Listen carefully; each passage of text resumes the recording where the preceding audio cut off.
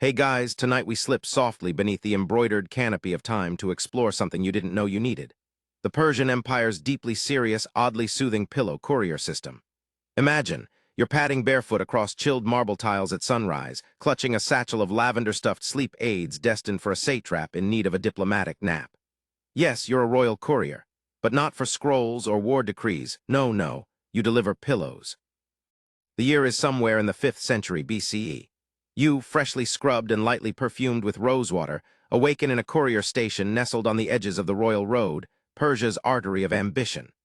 The sun yawns behind the Zagros mountains, light stretching across woven reed rooftops and flickering against copper lamp bowls.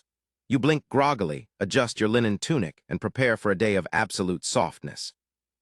Your bed wasn't just any bed. It was a training mattress designed to simulate the feel of a royal's chambers. Your pillow, 1/3 goose down, 1/3 peacock plume, 1/3 shredded papyrus. A touch too firm, honestly, but that's part of the training. You were judged not on how well you slept, but how well you noticed what made sleep difficult. You learned over weeks that even the tiniest pebble in the pillowcase can lead to an international incident. So why pillows? Because in the Persian Empire, sleep was political. Court diplomacy unfolded in bedchambers where whispers shaped war and trade, and the quality of one's rest directly influenced governance. The king needed his advisors soothed, his envoys rested, his mistresses, well, diplomatically cuddled. Thus, the empire instituted a network of highly trained pillow couriers, soft power operatives, if you will. You were recruited young. Perhaps you were spotted fluffing cushions at your uncle's spice stall, or maybe you once fashioned a sandal insole from bundled flax and someone important noticed your instinct for ergonomic comfort. However it began, you were tested, tossed into a room of differently weighted cushions and asked to identify the filler by feel alone. You passed, barely. Your station master this morning, a serious woman named Parisa who once pillow-sprinted a message of sleep aid rebellion across 80 parasangs, watches you with arms crossed as you perform your dawn duties. Feather inventory, check. Scented sachets, check. Royal seal wax softening in a dish of warmed sheep fat, extra checked. You pull your first assignment from the copper bowl, a delivery to Ecbatana, where a general's wife is struggling with chronic neck displeasure, and it's begun to sour diplomatic dinners. This requires one contoured headrest with cedar infusion, plus a backup roll pillow treated with mint and pomegranate oil. Before you leave, you kneel before the courtyard shrine, a modest ceramic figure of Hypnos imported through a rather informal Greco-Persian trade channel, and whisper a courier's prayer. May my steps be gentle, my feathers unbroken, and my messages fragrant. Now it's time to mount your ride. You approach your courier mule who snorts in recognition. His name is Dusty, and he wears a padded saddle lined with sheepskin and stitched with the imperial emblem, a winged sun disk with crossed feathers. You attach your pillow pouch to the side, careful not to compress the contoured foam. Yes, foam. A revolutionary resin-treated fungus compound imported at great expense from India. You're told it molds to the skull like warm clay. You wouldn't know. It's a Class 4 diplomatic item, no touching. As Dusty clops past yawning merchants and straw-hatted barley haulers, you can't help but notice a small detail. The town rooster wears a knitted bonnet. It's not sanctioned imperial dress, but it is adorable. You make a mental note. One day, perhaps, you'll submit a proposal for mood-enhancing poultry decor as part of urban softness planning. You stop briefly at the local relay point to exchange a few words with another courier. He's just come in from Susa, face ruddy from the wind, and tells you the Queen's insomnia has worsened. Rumors say the royal physicians are experimenting with opium-laced stuffing. Controversial, yes, but historians still argue whether the addiction risks were exaggerated or simply mistranslated from cuneiform. Either way, you make a note. No opium pillows unless explicitly labeled. Riding on, you watch the morning deepen. Wheat fields wave like tired hands. You pass a statue of Cyrus the Great, his stone eyes gazing toward the east. You salute lazily. There's no one around, just you, Dusty, and a sack full of empire-approved dreams. Eventually, you dismount for tea, served by a cheerful roadside vendor who swears by barley biscuits for stamina. He tells you that yesterday, a courier heading west had a pillow stolen by a gang of sleep bandits. Yes, that's apparently a thing now. They replace your feathers with straw and reseal the pillow to look authentic. The result? Itchiness, rage, border tensions. You nod solemnly. The road is dangerous. But you're not shaken. You're trained. You're focused. You're equipped with a backup feather test kit tucked in your sash and a personal wax stamp shaped like a sleeping lion. You sip your tea, stretch, and return to the trail. Ahead lies Ecbatana, its courtyards fragrant with sandalwood, its nobles dangerously close to sleep-deprived tantrums. You think about your role. It's easy to laugh at the idea of pillow delivery as a state service. But when an empire spans continents, its greatest threat isn't war, it's crankiness. Sleep is the grease in the gears of diplomacy. And tonight, thanks to you, one general's wife will lay her head on a surface engineered for maximum softness and minimal state collapse. So fluff on, noble courier, you are the feather beneath the crown. You arrive in Ecbatana just before midday, and the city smells like roasted apricots and wet limestone. Dusty clops through the bronze gates, unconcerned by the crowd of bureaucrats shouting at one another over the price of cinnamon. You, however, are very concerned. Your saddlebag jiggles with the delicate hush of precious cushioning, and Ecbatana's streets are infamously full of potholes, not to mention overly dramatic geese. The general's compound is easy to spot. Two sunburned guards nap against the gateposts while a fountain murmurs behind them. You produce your courier token, a palm-sized piece of woolen felt embroidered with the imperial feather, and the guards, half awake and entirely unimpressed, grunt you through. Inside, the general's wife awaits on a dais surrounded by sheer silk curtains and plump cats. She's reclining, obviously exhausted, with a long scroll of sleep complaints unfurled across her lap. She barely looks up as you kneel and present the contoured cedar pillow, your posture trained to say, "I bring you peace and posture correction." You've practiced this moment countless times in training, but no amount of role-play with stuffed goats can prepare you for real-life noble expectations. She raises one eyebrow and gestures vaguely at a sleeping mat. "Let me see the stitching," she says, voice as flat as desert stone. You oblige, turning the pillow carefully, revealing the triple-row embroidery of tiny lotus petals and just one, sleeping squirrel stitched at the corner. A courier's signature. Yours. She nods, acceptable. If my neck cricks again, I'll have your fingernails lacquered and sold. You bow, that's probably a joke, probably. The real test begins when she gently rests her head upon it. Her eyes flutter closed. 1 minute, 2, she sniffs. Is this mint? You nod, silently praying she doesn't detect the faint hint of pomegranate you accidentally over-applied in the mixing phase. She doesn't. You live. The room softens. Curtains flutter in the breeze. One of the cats curls against your boot. You allow yourself a moment of pride. This wasn't just a delivery, it was a sleep intervention. And it worked. Back outside, Dusty seems pleased. He's chewed through half the reins and discovered a strange affection for melon rinds. You patch things up and return to the city square for your next assignment. This time, however, you're pulled aside by an older courier wearing the deep maroon sash of a senior fluffmaster. His name is Kamyar, and his beard alone could crush an ego.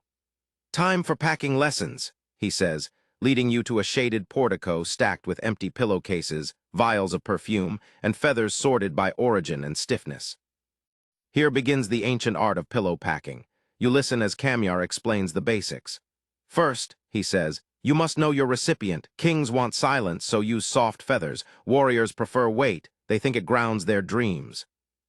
You nod, absorbing every word. Kamyar hands you a palm-sized case stitched from royal blue silk. Try packing for a satrap with a sensitive nose and a penchant for wrestling poems. You pause, selecting a blend of goose down and finely shredded cottonseed husk, soft but with poetic texture. You scent it with lavender and the faintest trace of cardamom. Kamyar watches, nods once. "Acceptable, try again." The second task is trickier. A pillow for a nomadic noblewoman who rides daily, naps in sun tents, and once punched a camel for sneezing on her dates. This one calls for resilience. You use layered reed fiber wrapped in camel wool and infuse the interior with dried aloe bark and a whisper of mint. It's not elegant, but it's built to survive both heat and sudden acts of pillow aggression. Kamyar grunts, "You're not completely hopeless." High praise, really. The lesson ends with seal training. Each courier has their own wax stamp to close deliveries. Yours features the silhouette of a dozing lion and the imperial star above it, symbolizing alertness through comfort. Kamyar demonstrates the 3-turn wrap used for securing travel pillows. "One not too tight," he says, "and it's a weapon. One too loose, and it's a beanbag." You practice until the knots are precise, the wax cooled evenly, and the pillow fluffs back into form when unbound. There is in truth an entire language of presentation.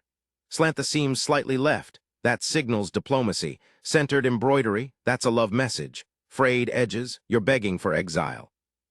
Historians still argue whether these nuances were understood beyond the capital, or if rural nobles simply used the pillows as footrests. Either way, you master the form. Your hands now move with confidence, tucking corners, folding scent sachets into feather seams, pressing wax with ceremonial calm. Later that evening, Kamyar hands you your next mission. You're riding to Pasargadae tomorrow, he says. Pre-dawn, special delivery, triple seal, no bouncing. You nod. And for heaven's sake, he adds, if the pillow squawks again, don't act surprised. You blink, squawks. Kamyar just smiles, inscrutable, and disappears behind a curtain of sun-bleached linen. You return to the courier station, thoughts buzzing like heat flies. You lay on your training mat watching fireflies blink near the ceiling. You think of the general's wife, her face soft with sleep. You think of Kamyar's silence, of the phrase triple seal, which in courier slang means don't ask questions.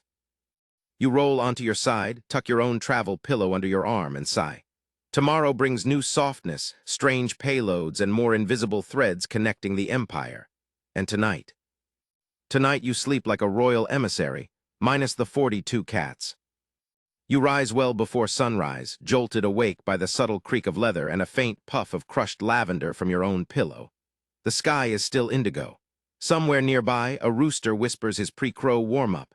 Today's delivery to Pasargadae isn't just urgent, it's aromatic.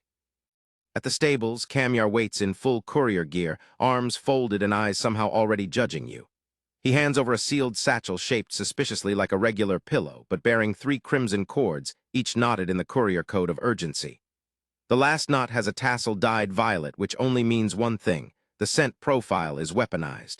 Or, as they phrase it in the official handbook, emotionally directive. You peer inside. The pillow is stuffed with crushed lavender, saffron threads, and rosewater pearls wrapped in perfumed linen. There's also a narrow pocket stitched into the seam, holding a scroll labeled in ink so gold it glitters even in moonlight, for use in matters of obedience and sleep. You are not to read it. Naturally, this makes it 400% more tempting. Saffron, you know, isn't cheap. In fact, it's worth more than its weight in silver across most of the empire, which means this is not a gift, it's a subtle form of command. Whoever receives this pillow will be soothed into compliance, whether they realize it or not. Historians still argue whether Persian nobles genuinely believed scent could change a person's mind, or if the practice was more symbolic, an expensive way to signal care without using actual words. Either way, it's now your job to transport a cloud of invisible diplomacy over 90 kilometers of mountain passes and goat-strewn gravel paths. Dusty, loyal as ever, waits with fresh oats and what might be a mischievous look in his eyes. You strap the pillow satchel into a vibration-minimizing sling, wrap the entire thing in a wind-dampening scarf, and climb aboard. The road to Pasargadae snakes through rocky terrain, with boulders older than Cyrus the Great himself leaning against each other like tired old philosophers. You pass shepherds wrapped in wool cloaks, their flocks snoring in little wool heaps. The scent from your cargo wafts forward in gentle gusts, causing several goats to sneeze at once. By mid-morning, you stop at a riverside outpost. A lone vendor offers a steaming bowl of barley porridge, which you eat while seated on a particularly polite rock. He eyes your satchel. "Royal pillow?" he asks, voice dry as a baked fig. "Royal message," you say. "Same thing," he replies, nodding. "Depends which end of it you're on." The wind picks up, tugging at your saddle blanket. You finish your meal and toss a coin into his tip jar, a repurposed helmet from some forgotten campaign. Before you leave, he offers you a pinch of crushed damask rose petals. "Just in case," he says cryptically. You press on. The route curves upward into hill country where the trees twist like dancers frozen mid-twirl. The wind is stronger here, and you adjust the satchel to protect its inner scent balance. It must arrive unspoiled. Your training included extensive scent calibration. After all, one whiff of spoiled saffron could undo months of negotiations. Finally, you reach the outskirts of Pasargadae. The city is quieter than others, its streets paved in echoing limestone and lined with low, geometric gardens. This was once the capital, Cyrus's dream, carved from dust and discipline. Now it functions more as a ceremonial heart. Everything here is intentional. You're directed to the House of Violet Slumber. You blink. That wasn't mentioned in the map scroll, but the guard insists. Inside, the House of Violet Slumber resembles a perfumery crossed with a temple. Incense coils from ceiling vents. Soft cushions line the floor, and harpists play lullabies with facial expressions so serene you suspect they're actually asleep. You're greeted by a court woman named Tashana, her voice so low you have to lean in to hear it. "The pillow?" she asks. You hand it over and she studies the seals, then slices them open with a curved fingernail. The inner sachets puff gently, releasing a dreamy aroma. She nods in approval, then tucks the pillow into a gold-threaded coverlet. "This," she whispers, "goes under the head of the king's cousin who's been refusing the marriage pact." Ah, so it is political. You imagine the poor man drifting into dreamland while his subconscious is lovingly massaged by ancient floral manipulation. You wonder what dreams saffron brings, probably something golden or slightly bitter. Before you leave, Tashana presses a token into your hand, a polished stone inscribed with a tiny lion curled inside a moon. "Courier's favor," she says. "Use it wisely or turn it into jewelry. We don't actually care." Back on Dusty's saddle, you ride through the stone gates of Pasargadae, the sky turning honey-colored. You feel oddly proud. You delivered more than a pillow. You delivered possibility or manipulation, maybe both. Just outside town, you meet a fellow courier coming from the opposite direction. He's riding a donkey that looks mildly offended to exist. You swap brief nods, then decide to ride together to the next station. His name is Ramin. He once delivered a pillow filled with cinnamon bark to a satrap with a cinnamon allergy and survived. Barely. He tells you a rumor, that the Queen's Chamberlain is experimenting with a new pillow scent, dried plum and moss. For lucid dreaming, he says, or hallucinations, the line is blurry. You laugh, tired. The empire stretches across deserts, forests, and snoring generals, but here on the road it's just couriers. Riders with feathers in their saddlebags and peace tucked between the seams. As dusk falls, you both ride in silence. The scent of saffron still clings to your sleeves, and high above, a lone night bird cries, not quite a lullaby, but close enough for empire work. You don't mean to eavesdrop, but the walls are made of reed and the guards aren't exactly whispering. The pillow you delivered to Pasargadae? It worked. Too well, perhaps. Apparently the king's cousin not only agreed to the marriage pact after a single nap, but also offered to fund a new wing of the palace exclusively for naps. The House of Violet Slumber is expanding. Soft power indeed. Back at the relay station, Kamyar greets you with a thin smile and a thick scroll. "You're ready," he says, as if you've passed an exam without knowing you were taking one. "Time to learn the feather codes." You blink. The what? He unrolls the scroll across a long cedar table. It's filled with diagrams of pillows, top view, side view, interior stuffing cross-sections. Notes are scribbled in multiple inks, some upside down, some sideways. Kamyar places a small pillow in front of you and begins. "Feather coding," he says, "is the art of concealment through comfort. Within each pillow we hide messages, folded parchment slips, scent patterns, even tiny symbols embroidered in invisible ink." You lift the pillow. It's light, almost too light. You press your fingers along the seams and feel something faintly crinkling inside. Kamyar nods. Standard stuffing should compress evenly. If it doesn't, check the anomaly. Not with your eyes, with your palms. Always feel first. Trust your skin. You apply gentle pressure and feel a knot. A tight roll, maybe 5 centimeters long, tucked just beneath the center seam. You press again. It shifts slightly. Definitely a scroll or a very ambitious beetle. "Now," Kamyar says, "you decode." He hands you a feather, not for writing, but for smelling. "Ostrich, rare, used only for treaty language." You sniff, musty with a hint of desert. He pulls out a second one. "Swan, used for romantic messages or very insistent complaints." There's a system, you realize, not just by species, but by arrangement. 3 feathers placed parallel near the top corner. It means the message is a warning. Diagonal placement near the center. That's a date, usually of a meeting or moon phase, and a pillow with no feathers at all. "Silence," Kamyar says, "the loudest message." Historians still argue whether the feather code was ever standardized across the empire, or if it was more of a regional dialect thing, like sleep-accented diplomacy. Some claim different satrapies developed their own versions, plume dialects, if you will. Others believe it was all invented by bored couriers and somehow made official when someone too important nodded in a meeting. You spend hours decoding sample pillows. One hides a satirical poem about the king's foot odor. Another contains instructions for a secret wine shipment. A third holds only one thing, a list of noble names with small embroidered pillows stitched beside each, some fluffed, some flattened. A kill list, a guest list, Kamyar doesn't say. You ask him how often real messages were sent this way. More than you think, he replies, less than we brag about. Then it's your turn to create one.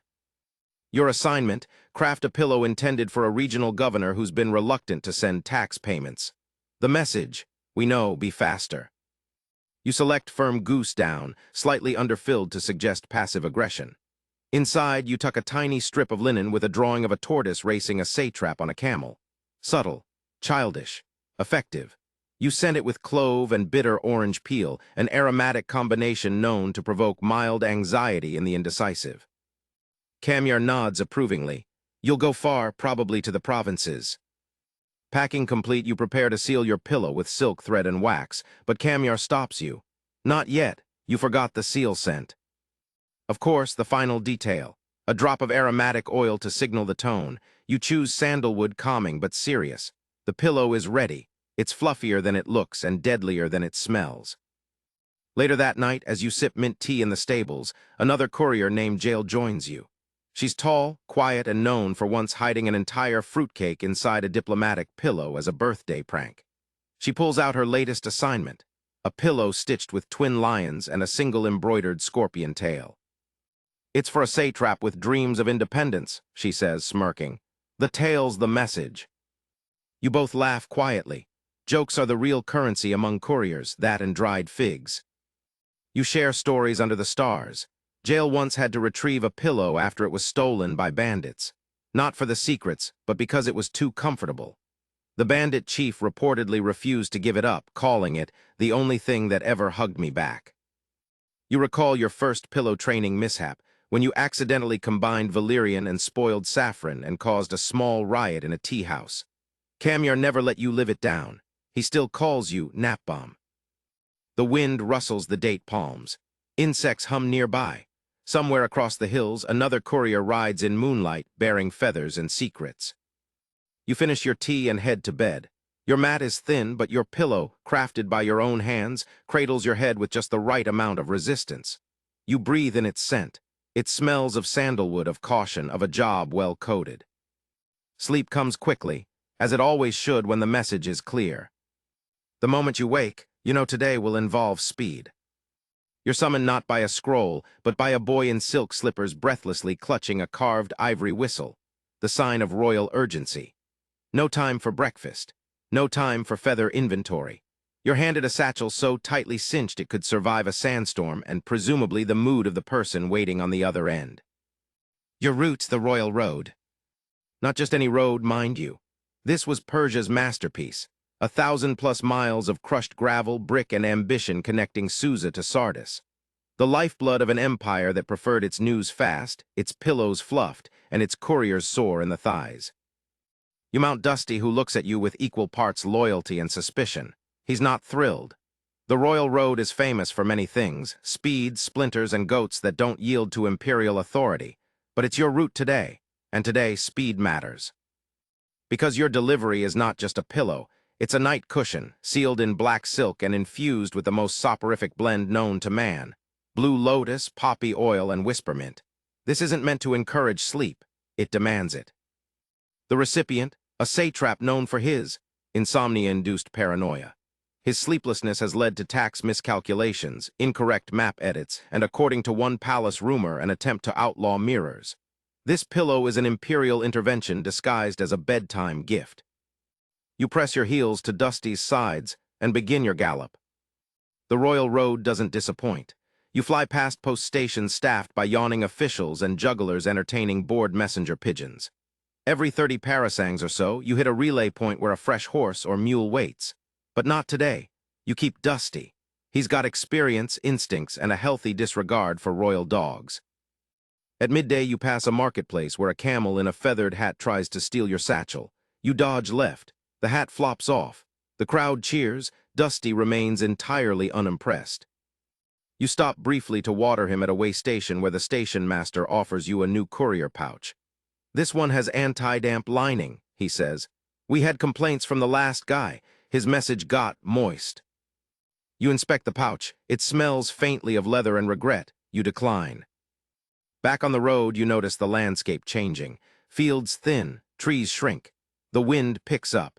Your destination lies beyond a stretch of open plateau where sunstroke and bandit gossip are both common. But today, there's something else on the road. A rival courier.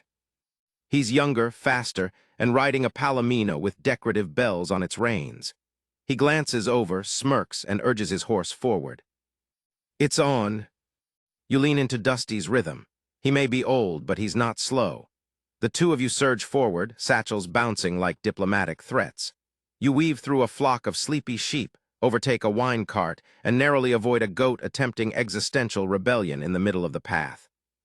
You gain ground. By the time you reach the plateau's edge, your rival is coughing dust. You nod as you pass, not smugly. Well, okay, slightly smugly. You arrive at the satrap's estate just before sundown. His guards are alert, twitchy. You dismount slowly, hand over your credentials, and present the black silk pillow with both hands. They examine it like it's an explosive. One sniffs, one pokes, one inexplicably licks the corner. "Tastes like mint," he announces. They wave you in. The satrap's chamber is draped in dark velvets and dim lanterns. He paces like a man negotiating with his own shadow. When he sees you, he freezes. "Another message?" he asks. "No, my lord," you reply. "A gift from the king." He narrows his eyes. "What sort of gift?"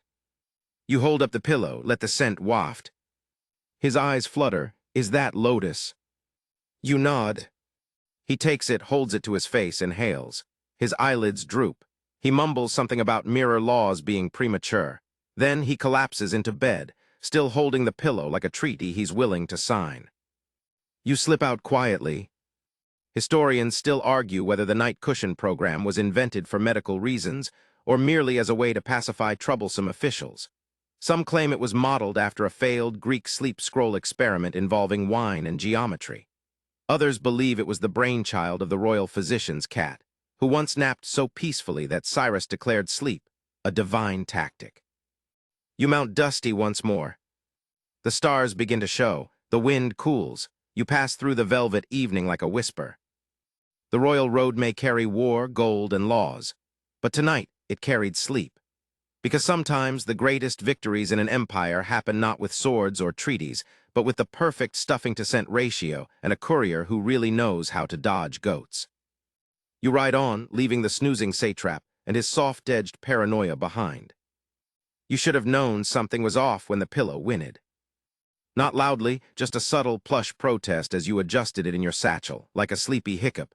But you were already late for departure, and when you poked it, nothing happened. Pillows historically are not known for making noise, so naturally you ignored it. Classic mistake. Your destination this time? A mid-tier noble in Raggy, famous for his compulsive overhosting. Dinner parties that lasted until sunrise. Entire orchestras hidden behind curtains to provide surprise lullabies. You're told his latest pillow request involves a firmness scale precisely balanced between cloud and conscience. You were issued one accordingly, filled with a blend of goose down and finely shredded pistachio bark, cooling, supportive, and blessed by a temple snorer. The journey starts smoothly enough. Dusty trots along a gentle hill trail, and the morning light spills over the landscape like warm tea. You hum an old courier song about losing feathers in the wind.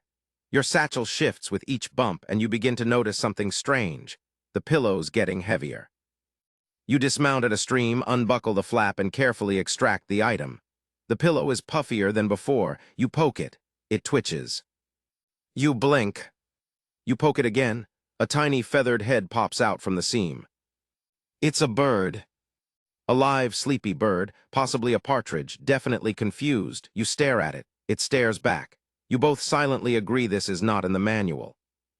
Historians still argue whether animal smuggling was an intentional part of the pillow courier system, or whether incidents like this were mere accidents. One theory suggests a rogue network of falconers used pillow routes to bypass hunting restrictions.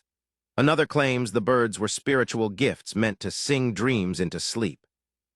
You suspect this is just a bird who wandered into the wrong nap. You gently coax it out, discovering it's built a small nest among the stuffing, twigs, herbs, and what looks suspiciously like a stolen wax seal. You sigh. There goes your delivery. You try to rebuild the stuffing, but it's hopeless. The herbs are shredded, the feathers uneven, and the scent sachet has a beak hole in it. You consider simply explaining the situation to the noble, but the last time someone delivered a faulty cushion, it caused a 6-week poetry boycott in the entire region. So instead, you head for the emergency pillow station. Yes, they exist. Quiet, low-profile outposts scattered across Persia's vast territory, camouflaged inside tea shops, fabric stalls, and in this case, a suspiciously elaborate chicken coop. The coop keeper, an old man with a twinkle in his eye and exactly 2 teeth, greets you with the phrase, "Did the partridge give you sass?" You blink, you know. He shrugs. It's migration season. They get lost. Sleepy birds, poor impulse control. He ushers you behind a curtain of hanging wool and into a dim workshop filled with exotic scents. Lavender, cardamom, and something that smells like intellectual regret. He opens a cedar trunk and begins stuffing a new pillow while muttering ancient curses in Elamite. You assist, grinding dried peony petals into powder for the scent sachet. He nods approvingly. Peony, he says, is for dream loyalty, keeps the sleeper from wandering emotionally. You raise an eyebrow. That's oddly specific. He winks. You'd be amazed how many nobles dream of quitting. The replacement pillow is gorgeous. Silk brocade embroidered with subtle wave patterns, the kind that induces calm by suggestion. You thank the old man, offer him one of your emergency figs, and resecure your satchel.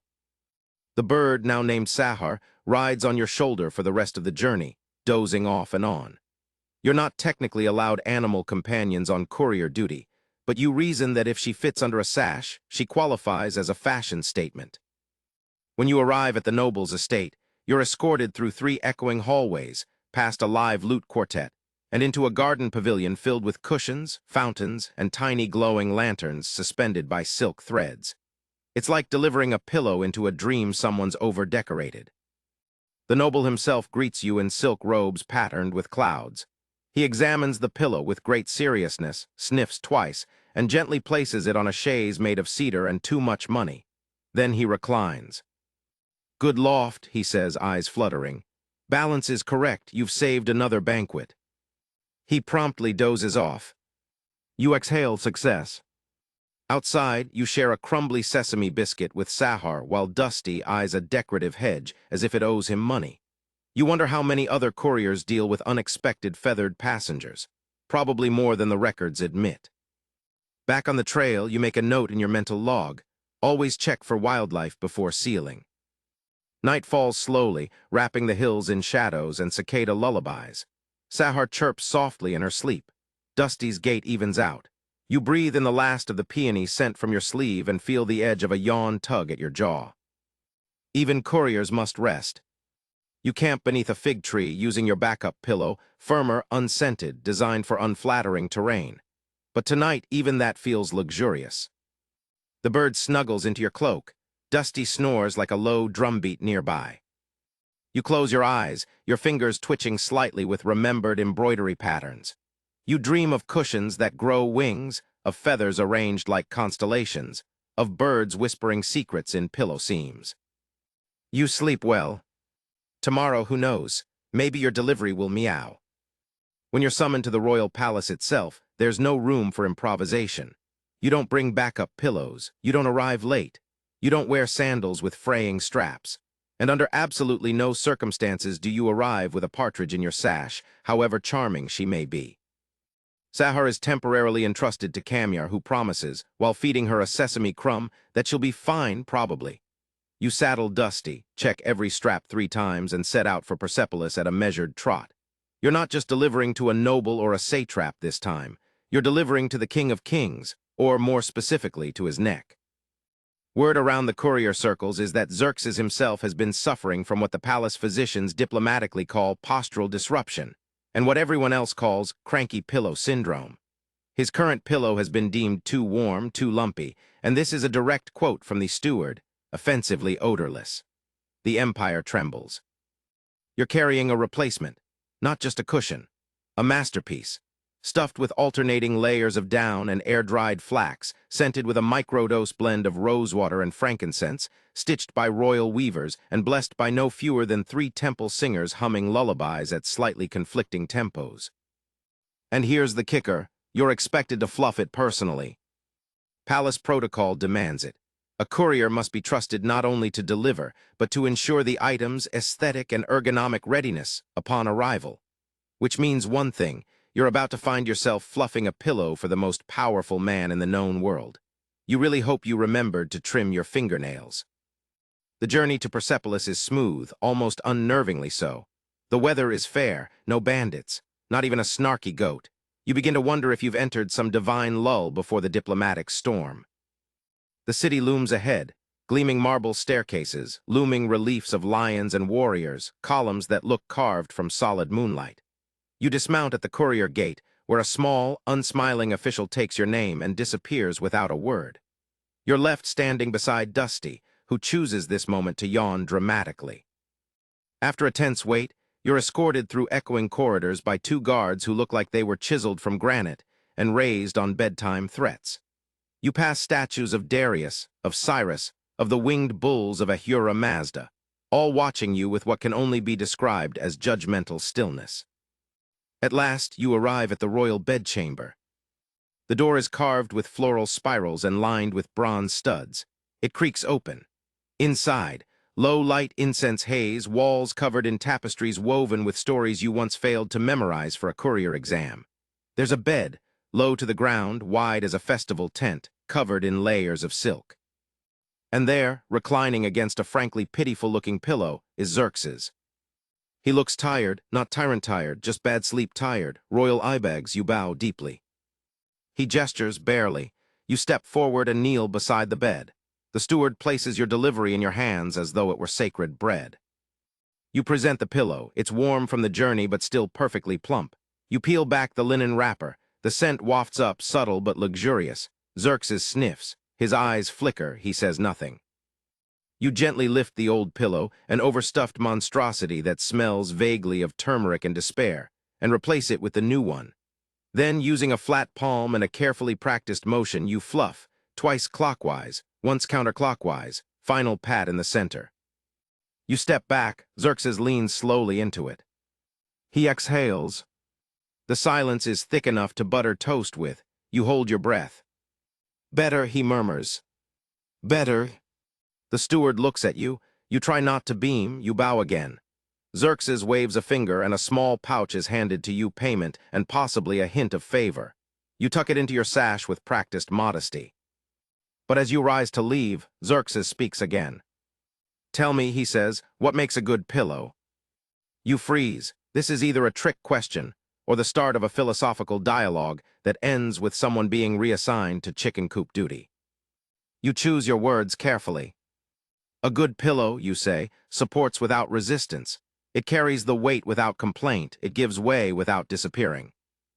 He looks at you for a moment, then unexpectedly smiles, just like a loyal subject. You nod tight-lipped. There's nothing safe to add to that. As you exit, the steward follows and presses a wax-sealed scroll into your palm. For your return journey, he says, sleep request form from the Queen's wing. Of course. You head back through the palace, now watched differently by the statues. Dusty waits outside, picking through palace-grade hay. You mount up and ride back toward the station. Behind you, the King of Kings drifts into the most peaceful nap he's had in months, thanks to layers of flax, a hint of frankincense, and one courier who didn't flinch at the fluff. Later, when Camyar hears what happened, he simply nods and says, "You fluffed for Xerxes. You're one of us now." You sit quietly, drink a cup of fig tea, and smile. Because in an empire of gold and granite, it's the soft things, pillows, sleep, and the hands that carry them, that hold everything together. You never expect to crawl through a tunnel beneath Babylon holding a goose-down bolster filled with lavender and imperial flattery. But then again, courier life is full of surprises. It begins, as these things always do, with a scroll that smells faintly of panic. Kamyar hands it to you with a raised brow and an air of performative casualness. "Underground route this time," he says. "Backdoor delivery." You unroll the parchment. A symbol marks the destination, an owl with one wing folded over its eye. Beneath it, a phrase to be placed beneath the head of the whisperer. You sigh. It's going to be one of those missions. The owl insignia is the unofficial symbol of the Babylonic intelligence network. Not spies exactly, more like sleepless advisors who gather information in dreams and coded lullabies. Historians still argue whether the so-called whisperers actually extracted useful intelligence from dreams or simply invented things while high on saffron steam. Either way, the empire paid them, generously. You pack accordingly. The pillow is cylindrical, sleek, and weighted just slightly to feel grounding. You scent it with a blend of lavender, camphor, and an illegal trace of blue lotus. Just enough to unlock the imagination. Not enough to float someone into another dimension, though arguably that could be useful too. You're told to enter Babylon not through the Ishtar Gate, not through the Western Arch, but via the Garden Keeper's postern gate. It's a small, leafy door tucked behind a fig orchard and guarded by a man who smells of compost and secrets. He eyes your satchel. You're early. "I'm precise," you correct. He nods. "Follow me." You're led past the hanging gardens, still magnificent despite the ongoing debate about whether they actually hung, and into a low brick structure that smells of mint and old soil. There's a trapdoor beneath a flower bed. He opens it. You descend into the under Babylon. The air changes immediately, cool, damp, laced with the scent of clay and distant cooking oil. Your path is lit by flickering oil lamps placed in carved niches. You duck frequently. The passage narrows, then widens unexpectedly into a chamber filled with woven mats and long shelves of scrolls. A woman sits cross-legged in the center, threading tiny feathers onto a silver cord. Her hair is wrapped in turquoise cloth, her fingers ink-stained and steady. "You're the fluff runner?" she asks. You nod, produce the pillow, and set it gently before her. She sniffs it. "Blue lotus, risky." You say nothing. She pulls back the cover and runs her hand along the seam. The stitching suggests urgency, but the thread color implies restraint, contradictory, intriguing.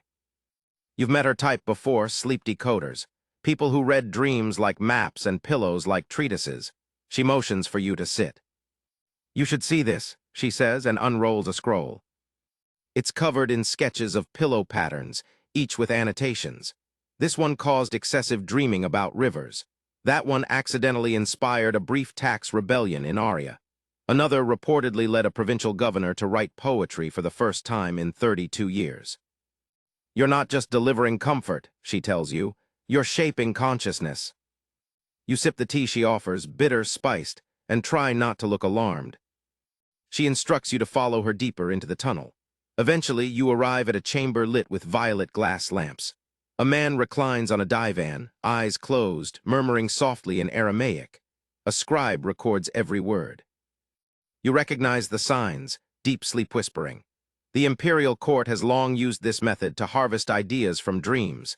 It's not foolproof. Once, an advisor dreamt a war strategy involving flaming camels and was nearly promoted before anyone checked the details. You wait until the murmurs subside. The scribe gives a subtle nod. You approach and, as delicately as a passing breeze, swap the old pillow for yours. You fluff it exactly once. A flick of the wrist, a whisper of intention. The sleeper sighs, turns, and goes deeper still. Your job is done. On the way out, the woman hands you a pouch of rare spices and a folded scroll. If he dreams of sand turning to gold, write it down. That one might be real. You nod, tuck the scroll into your sash, and ascend the passage as torchlight fades behind you. Back in daylight, the gardens bloom obliviously. Bees hum. The city bustles. No one knows the empire's secrets sleep beneath their feet, nestled in goose down and lavender oil. You return to the road. Dusty is chewing a hibiscus flower. He seems pleased. As you ride out of Babylon, you think of the dreamer whispering into the violet-lit dark. You wonder what pillow you'll sleep on tonight, and what dreams it might choose to deliver. The wind picks up. You adjust your satchel. And for the briefest moment you swear you hear someone, far behind, far below, laughing in their sleep. You return to your station expecting a routine dispatch and maybe a lukewarm fig pastry. What you get is espionage. Pillow espionage. Kamyar meets you at the gate, unusually tense, holding a lumpy cushion wrapped in plain wool cloth. He doesn't offer tea. That alone is suspicious. He leads you to the back of the station where two other couriers wait, Jail, whose idea of a fun weekend is rerouting spice manifests for sport, and Raman, who once hid a sleep poem inside a camel's saddle just to see if anyone noticed. You trust both of them, mostly. Kamyar unrolls a map and stabs a spot near Sardis with a spoon. This was intercepted, he says, gesturing to the pillow. Supposed to go to a satrap's daughter, someone tampered with it. You glance at the cushion, it looks ordinary, a bit lumpy. Slight odor of goose, nothing revolutionary. Kamyar hands you a long iron needle. Go on, he says, check the fill. You prod gently, nothing again, still nothing. Then crinkle, a false seam near the corner. You pull it apart and find a scroll tucked inside, sealed with an unfamiliar symbol, a lotus wrapped in thorns. You exchange looks. Not one of yours. The scroll itself contains a list of names and a strange poem that, frankly, wouldn't pass the Empire's literary standards. But the real problem is the ink, a bitter-smelling dye only used by a rival courier guild, one that officially dissolved years ago, but apparently didn't get the memo. Historians still argue whether rogue couriers truly operated independently or were secretly employed by foreign courts. Some claim these groups simply refused to switch to the newer, less itchy uniforms, and became outlawed by fashion decree. Others believe they were organized saboteurs trying to manipulate the Empire one pillow at a time. Kamyar is certain they're back. The station is now officially on high alert. You're issued a flare scroll, a tightly rolled piece of parchment soaked in sage oil and mint, which, when burned, signals emergency to other couriers. You also receive a decoy pillow, outwardly plain, but filled with pungent yak fur to repel casual sniffers. You and Jail are tasked with tracking down the origin point. The trail leads to a textile shop in a sleepy village famous for lemon balm and existential pottery.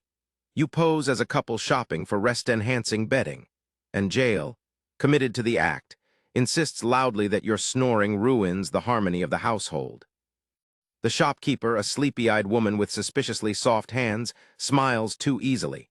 When you ask about wholesale goose down, she nods and disappears behind a curtain. Moments later, she returns with a pillow bearing the same thorn lotus stitching pattern. Bingo! You trade a few more coded phrases, and soon enough you're invited to a special rest exhibition in the back room. A euphemism you've heard exactly twice before, both times ending in someone being chased by a duck wearing a hat. You follow her. Inside, rows of custom pillows all slightly wrong. Too firm, too perfumed, weighted strangely. You test a few. One contains crushed seashells, another smells like regret and overcooked cumin. Jail slips into a corner, finds a ledger, and flips through the names. The orders are addressed to minor nobles, merchants, even a retired flute instructor in Ekbatana. You photograph it mentally. Then you find the big one, a shipment addressed to a satrap's summer residence marked with the royal feather seal, but in the wrong ink, sloppy. You exchange glances with Jail. This is more than an art project. You return to Kamyar with your findings. He listens, silent, then he nods slowly. Time to escalate. He calls a circle, 8 couriers including you, Jail, Raman, and 2 fluffmasters with temple clearances. Together you build a list of likely compromised stations. The network will adapt. Routes will be rerouted. Pillows will be triple-checked. The goose farms will be warned. You're given your next assignment. Deliver a seemingly ordinary pillow to a suspected sleeper agent. But hidden inside is a sachet of stinging nettle, harmless but guaranteed to cause a mild rash if opened. A test. If they report irritation, you'll know they broke protocol. You ride out at dusk, the scent of jasmine in the air. Dusty seems to understand the seriousness. He trots more carefully, his ears alert. You think about the Empire, how it thrives not only on soldiers and silks, but on information passed quietly, packed inside fluff and folded corners. You arrive at your destination under a sky dusted with stars. The suspected agent accepts the pillow with a smile too wide. He thanks you with a fig tart. You wait. 2 days later, the complaint arrives. The sleep aid had consequences. You smile. Gotcha. Sleep may be peaceful, but make no mistake, it is also strategic. And the Empire, in its great wisdom, understands this, that even the softest object can carry the sharpest truth. Somewhere between Sardis and Sousa, a courier lost his sense of proportion, and an ostrich feather. What followed was 3 days of bureaucratic chaos, 3 mild allergic reactions, and 1 poetry duel fought entirely in sleep metaphors. You didn't witness the pillow prank yourself, but you're briefed with great theatrical flair by Raman, who insists it began with a moment of artistic weakness. The culprit, a young courier named Haron, barely 2 years into his saddle, known for his beautiful seamwork and questionable sense of humor. His assignment had been simple: deliver a standard evening pillow to the minor satrap of Zadrakata, nothing fancy, just firm support, a touch of orange blossom, and no surprises. But Haron had a flair for drama. Instead of the usual goose-down fill, he included a single feather from a palestraned ostrich, known for being enormous, mildly barbed, and traditionally used in royal fans, not bedding. He stitched it vertically down the center seam, folded with such care that the satrap wouldn't notice until resting his head that night. The result, as Raman describes it, it felt like being headbutted by a sneezy-quilled demon. The satrap, not one to suffer in silence, dispatched a furious scroll with illustrations of his new rash. His guards demanded a courier tribunal. An emergency council was convened. The term feather treason was used, twice. Kamyar was not amused. You arrive mid-crisis, pillows are being tested, stuffings dissected. Haron stands in a corner trying to disappear into his own sash. When asked to explain himself, he shrugs. It was a statement, he says, about tension. Jail, arms folded, mutters. It's about unemployment is what it is. The punishment? Temporary suspension of feather privileges and a formal apology written on sleep parchment. A rare, lavender-infused scroll meant only for nighttime reading. The apology must include a haiku and a symbolic knot. Haron groans. But the situation doesn't end there. Word spreads fast. Within a week, satraps across the Western territories begin requesting light ostrich detailing. One even asks for a cushion that tickles the dreams but not the ears. Historians still debate whether this marked the beginning of the short-lived, feather aesthetic period of Persian sleep culture, or simply a diplomatic hiccup inflated by gossip. Some believe it was a deliberate trend seeded by reformist courtiers trying to deconstruct rigid pillow hierarchies. Others think it was just an unusually boring month. The central court panics. A temporary ban is issued on all ostrich down use outside ceremonial fans. You're ordered to collect any existing, decorative feather contraband and report suspicious softness to the Bureau of Sleep Aids and Ritual Bedding. You don't envy that intern. Meanwhile, Sardis becomes ground zero for pillow reform. Couriers are interrogated about stuffing methods. Herbalists are questioned on anti-itch compounds. A rogue poet publishes a satire titled Ode to the Itch Feather, which is promptly banned, and then copied in every bathhouse within 500 parasangs. You, of course, are assigned cleanup duty. Your mission, deliver 3 compliance cushions to recently agitated nobles. Standard fillings, muted embroidery, and enough chamomile scent to flatten the emotions of an angry leopard. You ride through countryside where birds eye you suspiciously and village children wave mock feathers tied to sticks. Dusty is not amused. He has developed a strong opinion against avian humor and bites one of the props on site. At each estate, you present the cushion with a formal bow. You use the revised language. This pillow contains no experimental textures and adheres to Royal Sleep Standard 113B. You avoid mentioning Haron. Everyone knows. No one says his name. By the time you return to your station, the fad has begun to fade. The ban remains in place. Haron is reassigned to scroll repair. And somewhere in the archives, a new guideline is quietly added. All non-standard fill materials must be declared in writing and approved by 3 licensed snore scribes. But not everything returns to normal. At night, by lantern light, you notice some of the senior couriers now add a small swirl to their embroidery. A secret callback. A quiet nod to the moment the Empire remembered that even its softness could spark a storm. And Haron, You hear he started stitching tiny ostriches into the corners of his scroll cases, silent, smug, and forever ready to ruffle feathers. Your instructions are simple. Get the pillow to the top of Mount Ave before moonrise, do not let it touch the ground, and under no circumstances allow the stuffing to shift. You've dealt with tricky requests before, hidden scrolls, scented provocations, once even a triple-sealed royal nap wedge. But this is different. This is a ceremonial sleep-aid delivery to a Zoroastrian firekeeper who refuses to rest on anything that has descended below 1,200 meters above sea level. His reasoning: sleep too close to the earth and the dreams come out grainy. Kamyar hands you a satchel lined with cold-resistant linen and a bottle of pomegranate oil. "For the elevation," he says, which explains nothing but feels ominous. Dusty is given the day off. This journey requires a different steed. You meet her in the outer courtyard, a lean, shaggy mare named Pebble who looks like she's climbed more cliffs than you've had hot breakfasts. She snorts as you mount, possibly judging your winter layering choices. The pillow itself is a marvel. It's smaller than usual, tightly packed with a rare snowgrass harvested from the northern slopes. Unlike feather fill, snowgrass retains its shape in high-altitude air and won't expand or collapse with sudden pressure changes. It's wrapped in a breathable wool cover patterned with concentric circles, meant to symbolize dream stability. And the scent? Juniper, cedar, and just a wisp of burnt clove. You set off, riding into rising terrain and thinning air. The road fades to trail, then to suggestion. You pass shepherds wrapped in felt, mountain goats who seem offended by your presence, and one terrifying marmot who hisses at your pillow pouch like it owes him money. By midday, the trail narrows to a ledge. One wrong move and you're teaching gravity a lesson. Pebble navigates expertly. You cling tighter. The wind picks up, whistling through your scarf, and the temperature drops. The pillow begins to feel like a chilled stone under your arm. You stop at a traveler's nook carved into the cliffside and light a small fire. You rub your hands, check the pillow for compression spots, and sip a bitter herb broth brewed by a passing herbalist who claims to remember when sleep was warmer. You're too cold to argue. Back on the trail, you begin to notice markers, tiny etched feathers carved into rocks, the signs of courier paths long since retired.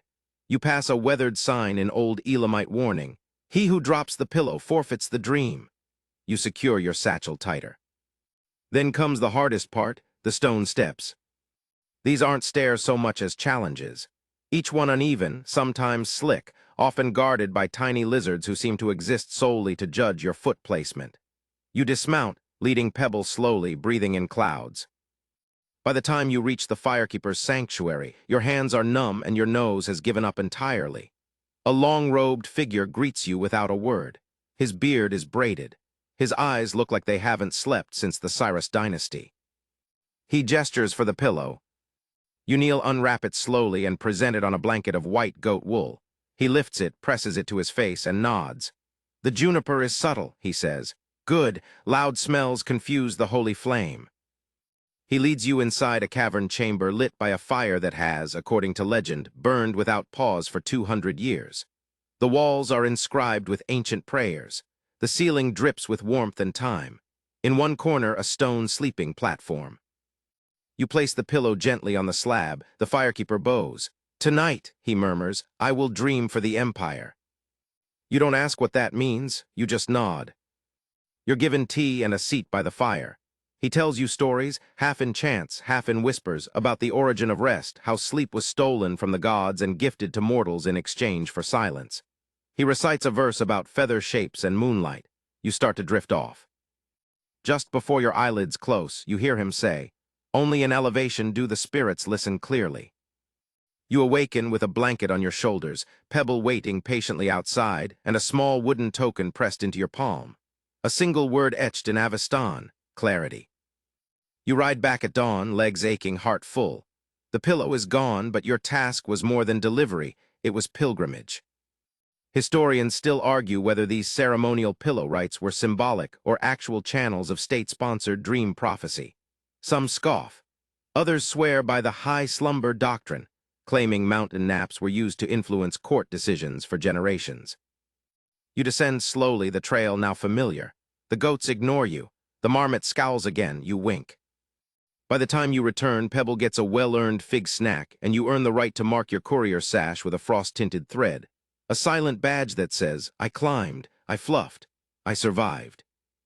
You sleep that night with your backup pillow, firmer than usual, scented faintly with juniper smoke. And your dreams. Let's just say they echo. You've never been summoned by 42 eunuchs at once before. That's how the scroll phrases it, anyway. The Queen's Dream Assembly cordially demands your presence to supervise an official pillow offering of the highest order. Which sounds elegant until you notice the footnote. Bring extra thread and humility. The Queen's sleep is a matter of state. While the King commands armies and edicts, the Queen commands rooms. Her sleep sets the tone for courtiers, concubines, visiting diplomats, and even the palace birds. If she sleeps poorly, everyone suffers. A misplaced seam can trigger a seating reassignment in the royal theater. A lumpy pillow once derailed a peace talk with Bactria. You've seen the footnotes. And now they've called you. The offering is scheduled for the hour of cooling shadows, which roughly translates to just late enough for everyone to be irritable.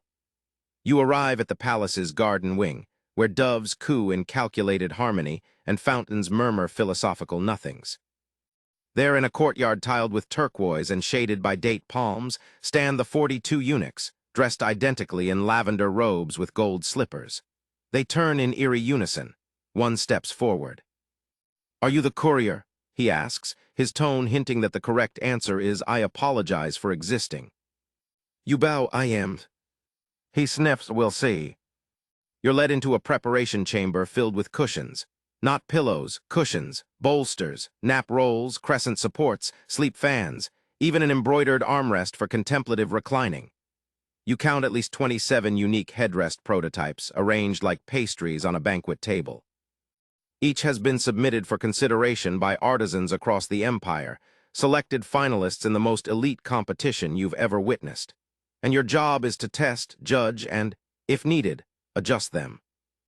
Your only tools: thread, a needle, sachets of regulated scent blends, and a scale that measures softness to the weight of a hummingbird's feather. You begin with the round silk cushion from Persepolis, flawless weave but overstuffed. You remove exactly 1 gram of stuffing and reseal the edge using a whisper stitch. One of the eunuchs nods imperceptibly, encouraging. Next, a Sogdian dream wedge. Good contour, but someone's added nutmeg. Bold choice. You tone it down with lavender. A eunuch huffs with what might be suppressed approval. By the 5th pillow, you've found your rhythm. Test, adjust, refluff.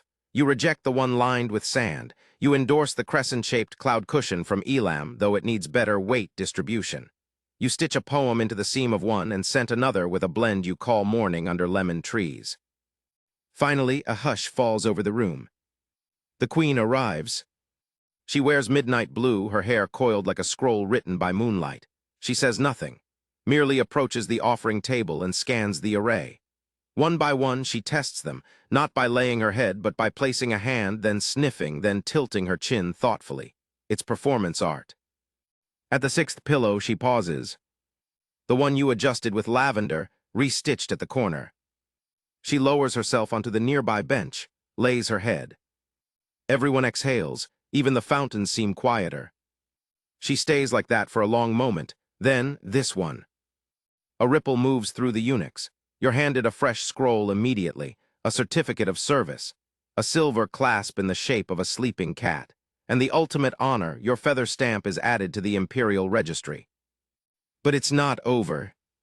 The Queen requests you personally deliver a matched pair of this chosen pillow to her favorite niece, who's to be married next month to a governor in distant Bactria. Your design, your scent blend, will become the foundation of an entire household's nighttime culture. Historians still argue whether such pillow ceremonies had lasting political impact or if they were simply social theater. Some insist that choosing a pillow signaled alignment with certain palace factions. Others claim it was all about aroma compatibility and spine alignment. Either way, your pillow just joined royal history. Later that night, you sit with Camure under the stars. He listens as you describe the courtyard, the hush, the tilt of the Queen's chin. He sips tea, nods once, and says, "She chose correctly." You smile, then he adds, "But that sand-lined one, that was mine." You both laugh. Then he says, "You'll need to start training your apprentice soon." You pause. An apprentice. But it makes sense. Your stitching has its own rhythm now. Your scent instincts are nearly prophetic, and you've been to mountain sanctuaries, secret chambers, and royal bedrooms. You've carried fluff through storms and tunnels, through silence and courtly chaos. You nod. Maybe it's time. For now, though, you sleep. And for the first time in a long while, you do so on a pillow you designed yourself. The dreams come easy. They smell like lemon trees and quiet applause. It begins with a pillow fight. Not the fun kind, not the giggling, feathers flying, cousin at a sleepover kind. No, this was an organized, unionized, full-scale disruption with banners, chants, and at least 3 couriers on stilts. You're sipping barley tea at the station when a scroll marked with red thread arrives. Emergency meeting. All couriers summoned. You and 20 others shuffle into the common hall, where Kamyar stands at the front beside a very tense-looking official from the Bureau of Restful Infrastructure. There's been an incident, Kamyar says, rubbing his temples. Turns out the couriers from the southwestern sector, those who handle deliveries to the satrapies near the Gulf, have declared a strike. The reason, pillow labor conditions. More specifically, a recent mandate requiring couriers to pre-test all pillows for nap readiness by lying on them for 15 minutes per delivery. It sounds reasonable until you consider the numbers. That's hours per week of mandatory napping, unpaid. Rest, one striker was quoted as saying, should be restorative, not regulatory. They called it the pillow uprising of 473 BCE, and you're sent in to help not break it up exactly, but calm it down. You arrive at the strike camp, set up in a fig orchard near Anshan, and it's theatrical. Blankets strung between trees, protest chants embroidered on quilts. One group sits in a meditative circle around a symbolic lumpy pillow effigy named Flopakis. You're greeted by a courier named Tamane, who serves as the spokesperson. She hands you a warm date and a list of demands. Among them, standard fluff limits, neck angle equity, and recognition of sleep-induced vision quests as legitimate courier insights. You nod respectfully and ask how you can help. She squints, can you host the slam? You blink, the what?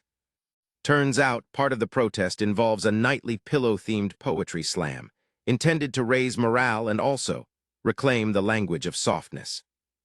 That evening, you find yourself standing beneath a lantern-strung apricot tree, introducing poets with names like The Quilted Oracle and Downstitch the Unyielding. The poems are surprisingly moving. My pillow is not your battlefield. It does not carry your war dreams. Only my sighs, and the weight of unpaid rest. Even Kamyar, who arrives mid-verse looking exhausted and suspiciously moved, applauds softly from the back. Historians still debate the political impact of the pillow uprising. Some claim it led to real reform, namely, standardized napping breaks and a relaxation of the pillow-tugging demonstration clause in courier training. Others dismiss it as a poetic anomaly that produced excellent banners and little else. But you're here, and you see it for what it is, a moment of softness asking to be taken seriously. You spend the night with the strikers, sleeping on hand-woven protest cushions embroidered with slogans like "Fluff, Don't Bluff," and "Our Dreams Matter." It's oddly comfortable, maybe a little too scented with marjoram, but you sleep well. The next morning, you help mediate a dialogue between Tamane and a high-level envoy from the Bureau. It starts tense, lots of throat-clearing and scroll citations, but you suggest a compromise. Couriers will still nap test, but only 5 minutes per pillow with optional dream journaling. The envoy agrees, as long as the dream journals are not, in his words, too existential. Tamane smirks, we make no promises. With the agreement sealed, literally with lavender wax pressed into a cotton stamp, the strike ends. Pillows are unstacked. Protest quilts are folded. Flopakis is ceremonially retired with a speech and a nap. You leave Anshan with a head full of verse and a sachet of protest tea, hand-labeled for dreams of justice. The couriers cheer as you mount Dusty, who's been spoiled with date cakes by the younger strikers. He whinnies like he's joining a movement. As you ride back to the capital, you reflect on what it means to carry softness through a hard world, on how sleep, like dignity, cannot be mandated, but must be earned, honored, protected. That night, you stitch a single line of poetry into your backup pillow. Even the weary dream in rhyme. You close your eyes. Somewhere Flopacus dreams too. Not all battles are loud. Some are negotiated in embroidered silence over cups of mint tea and matching nap linens. You're summoned once again, not by the palace, not by the bureau, but by two satraps. Rival satraps, Satrap Adur of Parthava and Satrap Cave of Chorasmia, have been locked in a cold-shoulder standoff for months, ever since a dinner guest at one of their banquets said the other's reclining cushion was a bit underwhelming. Since then, there have been trade delays, passive-aggressive scrolls, and one extremely pointed shipment of stiff neck rolls delivered without fragrance. Now, after much grumbling, they've agreed to a softness reconciliation ceremony, a formal peacemaking event facilitated not by generals, but by a courier.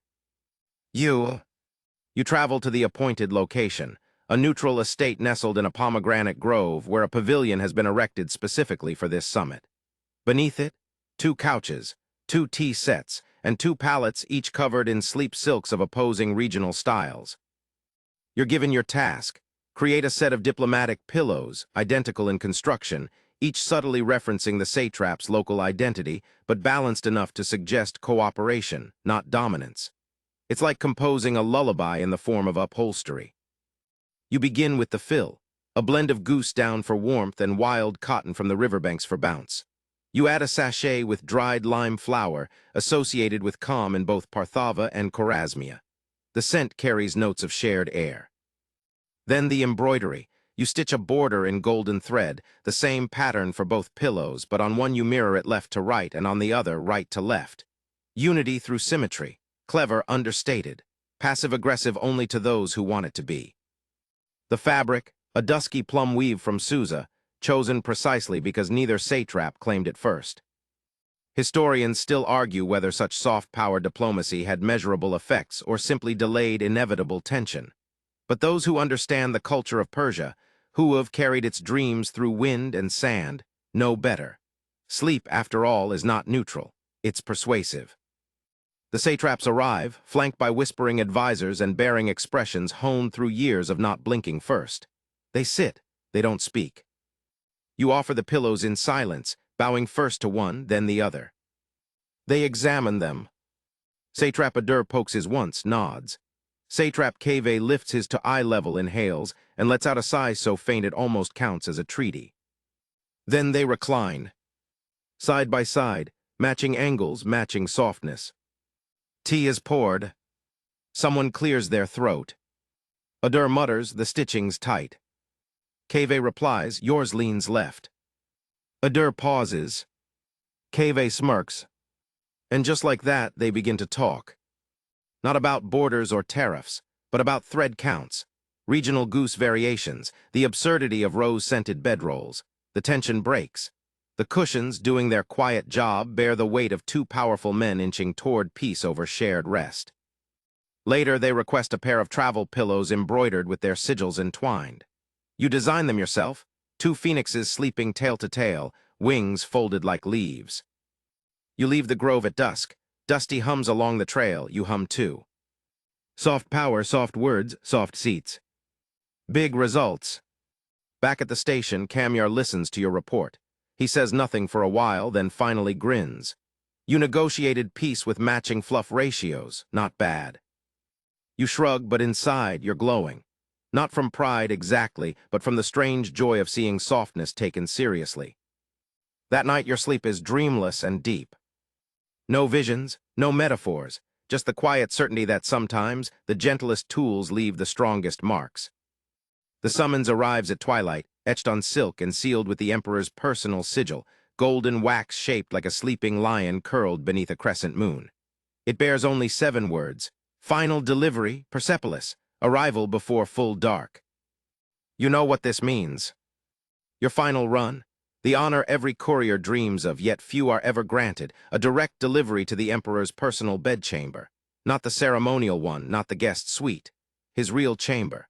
The one hidden deep within Persepolis, shielded by marble, myths, and silence. You dress in full courier regalia. Not for pageantry, but precision, dark indigo robes treated to repel dust, a sash stitched with the emblems of every province you've served, and soft boots designed to silence even stone footsteps. Dusty is already prepped, mane combed, saddle polished, eyes unusually solemn. He knows. The pillow is handed to you by Camyar himself. He doesn't speak, just places it in your hands, heavy with finality. It's small, humble, wrapped in a midnight blue silk with a seam so tight it's nearly invisible. No scent, no embroidery, just one tiny stitch at the center in silver thread, a spiral the symbol of returning. This isn't just a pillow. It's the pillow, the one that will rest beneath the Emperor's head tonight. A gift from the court, from the entire Courier Guild, from you. You ride at a canter, the royal road bathed in amber light. Villagers move aside as if sensing the gravity of your mission. The usual hum of the Empire fades into a quiet reverence. Even the dogs seem to hush. You pass under the gate of all nations as the sun kisses the horizon. Persepolis is gleaming, her towers catching the last light like spears dipped in honey. Guards flank the approach, but at your presence they part. No questions, no delay. Inside, the palace is hushed. A steward escorts you, silent, robed in dusk-gray linen, through a series of increasingly quiet halls, each more ornate, more dimly lit, until finally you reach the innermost sanctum. A chamber carved from stone and shadow. There, seated on a low couch beside a brazier of gently smoldering cedar, sits the Emperor, not in robes of ceremony but in a soft wool tunic, barefoot, hands folded. He looks older than the reliefs, more tired than the coins. He gestures once. You kneel, present the pillow with both hands, then place it gently on his bed, simple, wide, layered in dark linens and weighted blankets. He watches, says nothing. Then you've served long. You bow your head. I heard, he adds, voice like worn parchment, that you once climbed Mount Ave with a travel cushion tied to your chest. You blink, news travels. And that you once stopped a pillow rebellion with a poem. You smile barely. He looks at the pillow, then at you. Do you dream? A question, a test, a moment. You reply, sometimes, but the road sleeps deeper than I do. He chuckles. You may go. You bow again, lower this time, slower. Then you back out of the chamber, feet silent, heart loud. The door closes behind you with the softest click you've ever heard. You return to Dusty, who offers you a knowing nudge. Outside, Persepolis hums under the first stars. Your last delivery complete. Your sash heavier somehow. At the station, Camyar pours you tea without a word.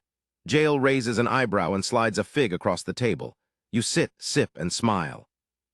No ceremonies, no medals, just the knowledge the Emperor will rest tonight. Carried there by your hands, your steps, your years of fluffing and folding and riding into wind and history. And tomorrow, someone new will start the training. You'll show them the knots, the scent blends, the art of reading sleep in a stranger's posture. And when they ask, what's the most important part of the pillow? You'll tell them gently, the person who carries it. The road quiets now. No more galloping hooves, no more rustling scrolls or embroidered protests. Just stillness, like the last flicker of a lantern before the wick settles into darkness. You breathe in deeply. The scent of cedar, fig wood, and distant rain lingers in the corners of your memory. The night is thick and gentle, draping itself over your shoulders like a favorite cloak, the kind with history in every thread. The pillow is placed, the dreamer is resting. And so, too, can you. Let the stars drift by. Let the Empire carry on without you for a while. It will. It always does. But tonight your duty is complete. The whispers are quiet. The scrolls are sealed. The goose feathers have done their work. All that remains is softness. Let your muscles loosen, your eyes slow blink into the hush. The hum of distant fountains, the warm weight of a blanket, the softest sigh of a door closing somewhere far away. You are not needed now. You are allowed to rest. To let the dream come, light-footed and unhurried, wrapped in silk and memory, carried on the wings of sleep. No horses, no hills, no courtly games. Only silence. Only stillness. Only sleep.